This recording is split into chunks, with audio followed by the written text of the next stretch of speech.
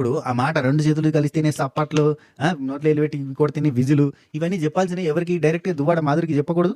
ఆమెనే కదా అన్నది ఆ మాట 2 చేతులు కలిస్తే సప్పట్లు అని. ఊరికే ఒక చేత్తోటి కాదు కదా 2 చేతులు కలిస్తే సప్పట్లు అన్నది ఎవరు? 2 సార్లు అన్నది ఎవరు?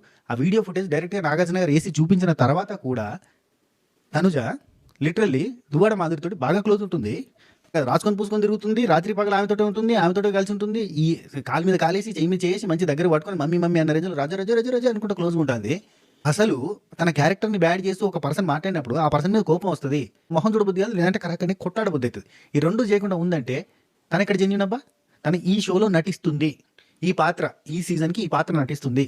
నా క్యారెక్టర్‌ని బ్యాడ్ చేసిర్రు ఏంది? చెయ్యేస్తంటే చెయ్యేయించుకుంటుంది. ఈమెది లీనియస్ కాదా అని అన్నది అని చెప్పి అరే చెయ్యరా రుద్దురా ఏందిది?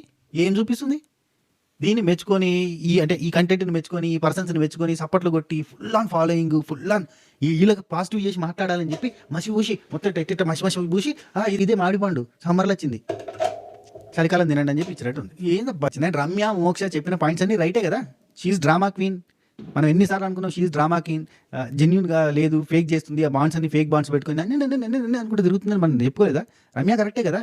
రమ్యాని బకరాన్ చేసి రమ్యాని కాదు అని చెప్పి ఇప్పుడు ఎందుకంటే పెద్ద పీఆర్, పెద్ద ఫ్యాన్ బేస్, పెద్ద ప్రీ ఎగ్జిస్టింగ్ ఫ్యాన్స్ చెప్పినా నమ్మని అంటే ఇట్లా ఒక గొర్రె పోతుంటే దాని వెనక ఇంకో గొర్రె పోతుంది, ఇంకో గొర్రె పోతుంది అన్నట్టుగా ఆ టైప్‌లో పోయేటోళ్ళు తప్ప చెప్పినా ఇననోళ్ళు, నమ్మనోళ్ళు, కళ్ళకి కట్టినట్టు కనబడుతున్నా కానీ చూసి కండ్లున్న కబోదుల్లాగా బిహేవ్ చేసేటోళ్ళు